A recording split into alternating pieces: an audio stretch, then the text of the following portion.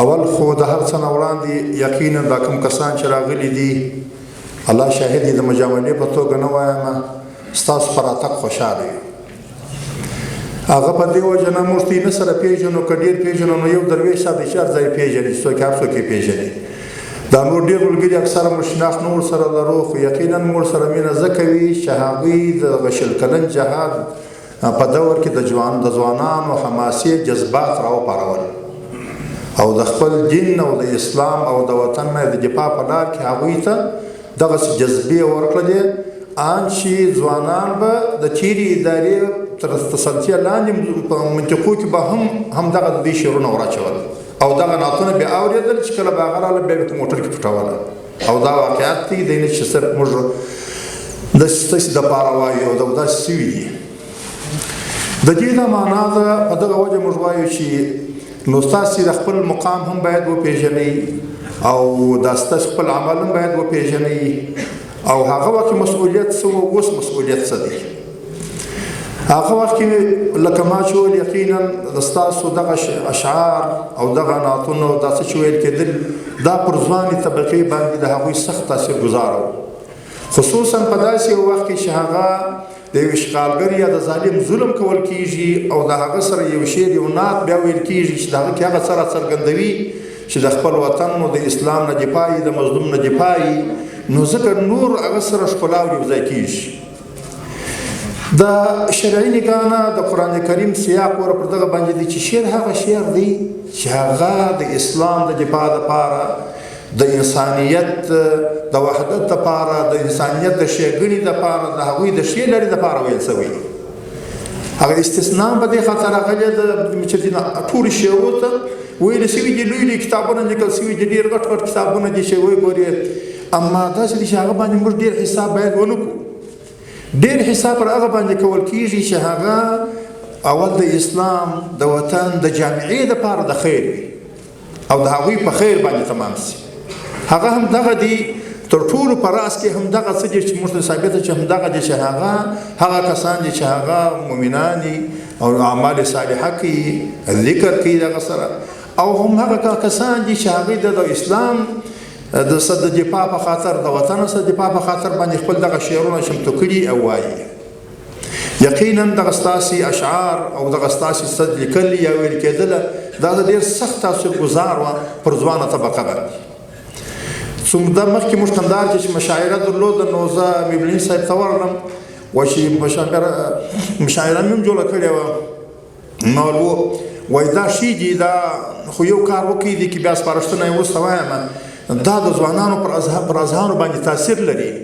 ځوانه طبقه دا اوري ځوانه طبقه دې ته غوږونه نیسي او ځوانه طبقه یقینا دې څه تاثر اخلي خو په هغه کې سپارښتنه بیا دا وه چې هغسې دوی به دې ته متوجه کړي چې دغه شعر ویل په یو چا پسې ویل یا په شخص پسې ویل یا خدای مکړه د یو چا پسې کې داسې حج و یا بد ویل د دغو شیانو راوګرځي هغه تمرکز پر نظام پر اسلام پر وطن پر دې شیانو باندې وکړي چې عمومي اشعار وي تر څو دوی د ټولو خلکو برانې ښه تاثیر هم ولري او دوی هم د ټولو خلکو په نظر کې ښه معلومیږي صحیح ده ډېر خلک سره چا سره الحمدلله د امارت هر مسؤل لکه ستوري داسې دی خو د دغو سپارښتنه هم دا وه چې مې تاسې دې ته دغه وایي چې بیا بل څوک هم سبا دا شعر وایي دا به داسې شي اخر به هر څوک د خپل اشعارو په اشخاصو پسې وایي نو د دغه لارې راوګرځي دا د شعر ته د هغه طریقه دا نه ده طریقه دا ده چې هغه د یو جامعې دپاره د وحدت دپاره د وطن دپاره د اسلام دپاره په هغه شکل باندې ویلی شي نو دغه پر دوی باندې ډېر تاثیرګزاره یې پر ځوانانو باندې یو مسله دا ده بله مسله دا ده یو خو لکه اول چې مسؤلیت دا اوسي د په شل کلن جهاد کې الحمدلله ما ویلي چې ډېر کار وسو په دې کې الله پاک یې ټولو ته اجرونه ورکړي چې چا قلم ښورولی چا نعت ویلي چا شعر ویلي په دې باره کې چې هر څه چا تقریر کړی وي چا په قلمه باندې څه لیکلي انشاءالله دا ټوله دې څه نه دي ملګرو په روان چې دا جهاد یوازې داسې نه و دا ټولو برخو ته شامل دي خو اوس بیا موږ تاسې د هغه راوروسته اوسنی وخت کې مسؤلیت څه دی یو شی سوی دی کېدای شي یعنې په دې باره کې به ټول سره مقصر یو د فتح راوروسته بیا موږ لږ ساړه سوي یو نه پوهېږم د هرې خوا نه لږ دغه راغلي دغه نظم و نسق و رابیداره کېدلو لږ نور کار کول نه پوهېږم چې موږ ته مشغوله سو په دغه ادارو کارو باندې مشغوله سو که څنګه لږ دغه جذبه او دغه لږ داسې ساړه معلومېږي. موږ کوشش کولی چې دا د اوله څه چې راغله وزارت موږ کوشش کوو چې دغه ملګري ټول باید راوبلل سي، د هغوی سره ولیدل سي او دا نه ده چې اوس خالي دا سیمینار موږ دې دپاره جوړ کړی دی چې تاسې راسئ او دلته یو څه وخت تېر کړئ بېرته ولاړ سئ، په دې خوشحاله سئ. زموږ یقیني هغه د زړه خبره همدا ده چې ستاسې د استعدادونو موږ کار واخلو، ستاسې استعدادونه په هغه څه کې مصرف شي چې ستاسې د څه دپاره نیت کړی وو، ستاسې استعدادونه په هغه څه کې مصرف شي چې هغه د جامعې د نوجوان طبقې دپاره خیر وي، د آینده دپاره. موږ نه غواړو صرف دا چې خالي صرف دا سیمینار وشو. اول زموږ انشاءالله کوشش په دې کې دغه دی چې هر هغه ور چې څومره استعداد لري د قلم سره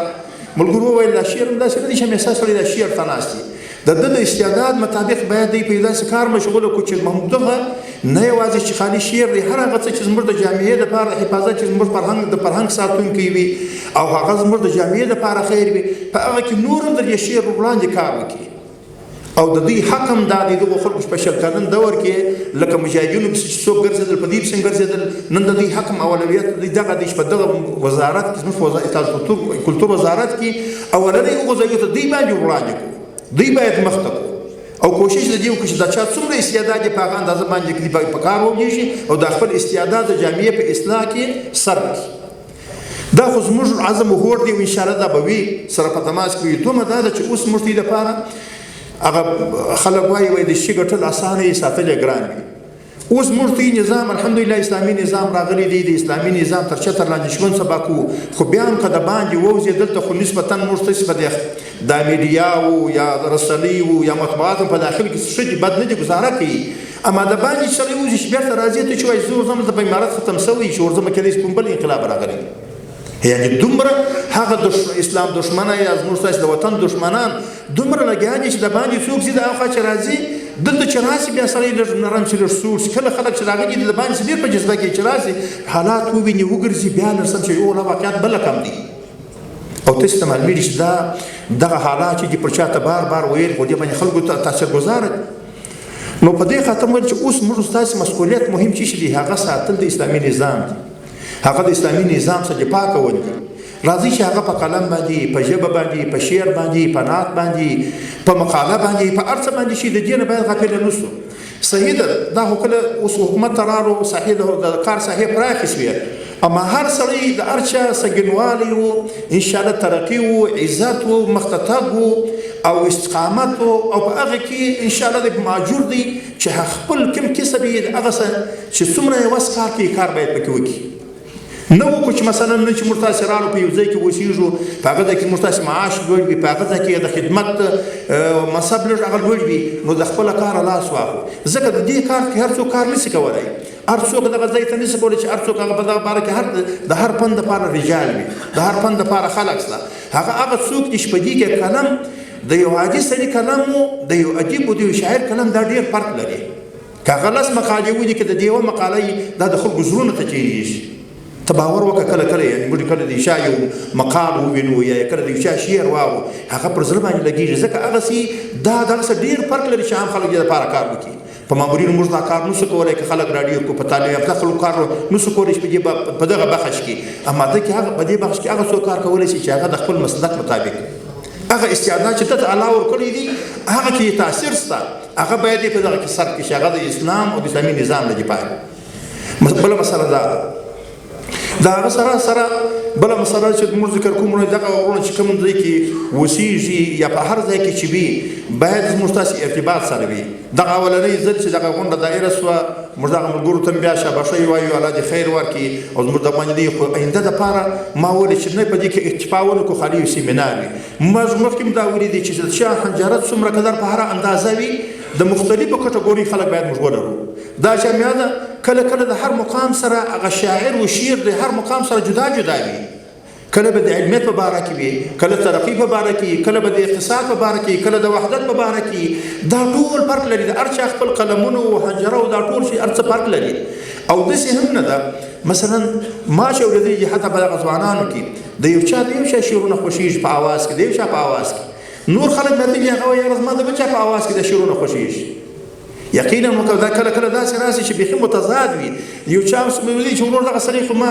چې مخکې موږ په چېرې امارت کې ورور دا سړی خو چې هر څونه یې ولګوي ما ته خوند نه راکوي دا شی درته یو بل یو دغه پیدا کړه. دا که درته ووایم زموږ صدر صاحب دغه چې اوس په وزارت داخله کې معین دي موټر کې سره سپاره یو سړی ما کتاب یې وراچوله شعر وایي چې درس وواچوي ما ته خوند نه راکوي که بل سړی د سرګي څوک ورواچوه. اما دغه سړی بیا نورو خلکو وایي چې وروره خو دغه ښه شعرونه دي په دغه اواز کې موږ ته ښه خوند راکوي. د دې دا معنا ده چې دا جامعه د انسانانو مختلف دي، طبایع مختلف دي. دې باندې څوک اکتفا ونه کړي چې ولا یو دوه درې کسان دي هم دغه شعرونه وایي. هر څوک هغه خپل شعر لکه ملګرو چې ویله ښه منظم کړي په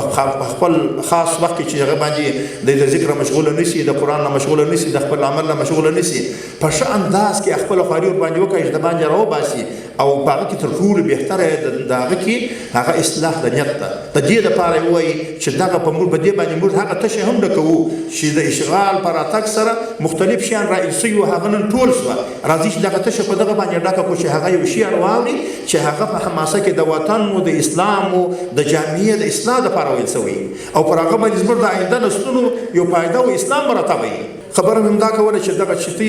تاسې موږ راغوښتي یاست کېدای شي نور هم پاته سوي وي که هر ځای کې که څوک پاتې وي دا ټول باید منظم و منسجم کړو او د هغه دپاره انشاءالله موږ دلته پوره کار کوو. ملګري به انشاءالله د دې څخه غفلت نه کوي، ټول به دې ته متوجه کېږو. ځکه ما ولې د دوه شیان یو دفاع د خپل نظام کول دي، یو دلته موږ څه نه څه لږ تشه هم لرو، لږ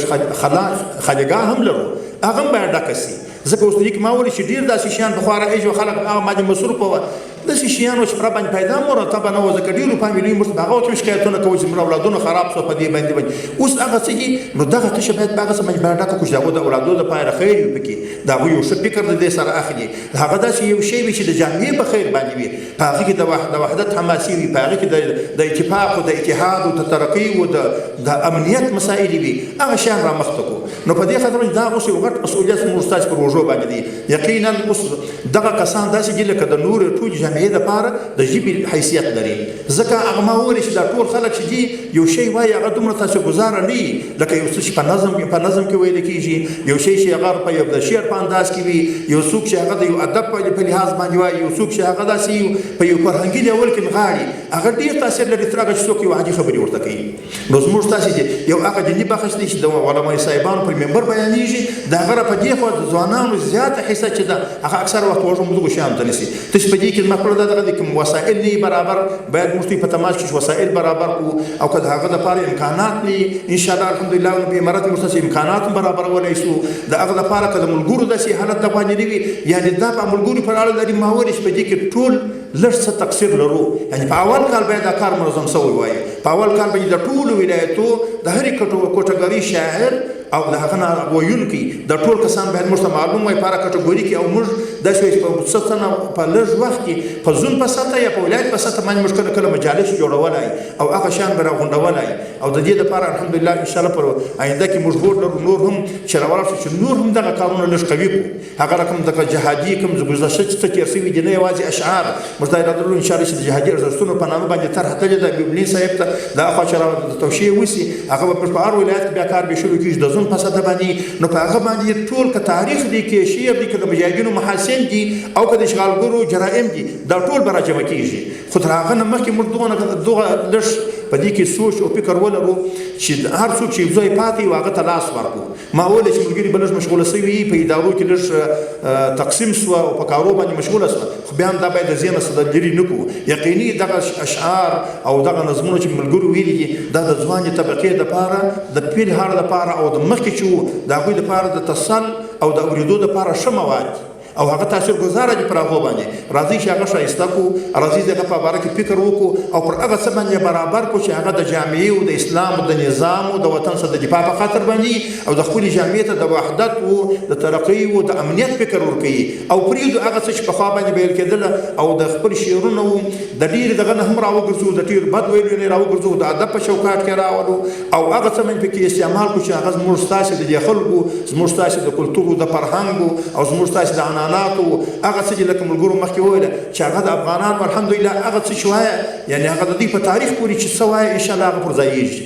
هغه میړانې چې دوی کړي دي د افغانانو هغه څه چې شوي دي په دې وطن کې هغه په تاریخ کې ځلېدلي دي. یعنې افغانستان الحمدلله د ستوري په شکل په دنیا کې ځلېږي. هېڅ یو داسې ملک به ونه ښایي چې هغه په دغسې قوتونو یو څوک ورجمع سوي او دوی هغو ته دغسې ماتې ورکړي چې دوست دښمن ورته حریان وي. خدا د الله پاک په نصرت باندې وو، لکن دغه امتیاز دغه افتخار افغانان ته ور په برخه سو. د دوی په مظلومیت او د دوی په بېساري قربانیو، د دوی په جهاد او د دوی په هر څه د لاسه ورکولو باندې الله پاک دغه امتیاز ورله ورکړي. په دغسې یو حالت کې راوګرځېدل چې نه د دوست نه د دښمن یې دا فکر کاوه.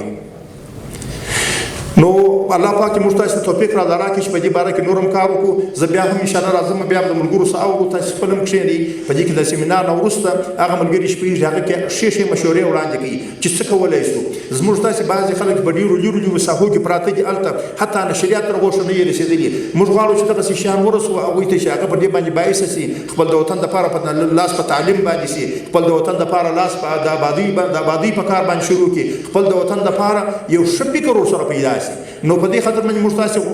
غواړو چې ستاسو خپل هغه ښه افکار تاسو په دغه برخه کې ستاسو سره کومه ښه رایه موجوده وي، ښه مشوره موجوده وي، دا سره توحید کړي. موږ بیا وګورو پر کښېبنو پر هغه باندې هغه کسان چې په دې کې کوم هغه کې دوی هم دخالت لري یا مسؤلین دي هغه باندې بخښنه دا به وګورو. هغه باندې بیا څوک څوک دغه دپاره کوشش کوو چې مخ ته ولاړ شو. او الله پاک توفیق را راکړي چې موږ تاسې او دغه په دې برخه کې چې هر څوک کار کوي موږ تاسې خپل دغه مسؤلیت ته خپل ځان سره په ښه توګه ادا کړو او په هغه طریقه یې ادا کړو چې هغه موږ تاسې د نظام د ساتنې د خپل ملت د وحدت او د ترقۍ دپاره کار وکړای شو. او خپل وطن به انشاءالله زما دا امید دی چې دغه ټوله که هر څوک چې په خپل بخش کې الحمدلله لاس په کار دی، هېڅوک ناست نه دي، ټول هم دغسې کوشش کوي لکه تازه چې و دنیا ته راوتلي. د دې آبادولو دپاره ته باور وکړه چې هره ورځ دا کوم اعلانونه کېږي، که وړې